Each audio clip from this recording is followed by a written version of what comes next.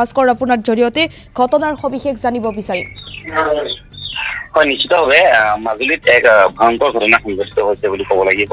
আৰু যিহেতুকে মাজুলীত গড়ে বহু দিনৰ পৰা আচলতে বিচৰণ কৰি আছে আৰু বন বিভাগো তৎপৰ বুলি ক'ব লাগিব এই ক্ষেত্ৰত। যিহেতুকে কাজিৰঙাৰ পৰা অহা এই গড়টোক আচলতে খেদিবলৈ ব্যৱস্থা কৰি আছিলে। আৰু তেনে ক্ষেত্ৰতে আচলতে মাজুলীৰ বালিগুৰি বুলি স্থান আছে, আচলতে ঘন জংঘলে আৱৰা এই স্থানতেই বন বিভাগে গড়টো খেদিবলৈ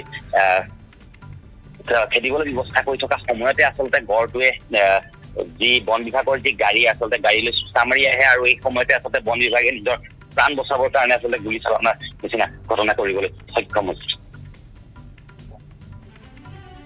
যিহেতু ইতিমধ্যে বন বিষয়া আহত হোৱা বুলি জানিব পৰা গৈছে, কেইগৰাকী বন বিষয়া আহত হৈছে এই আক্ৰমণত?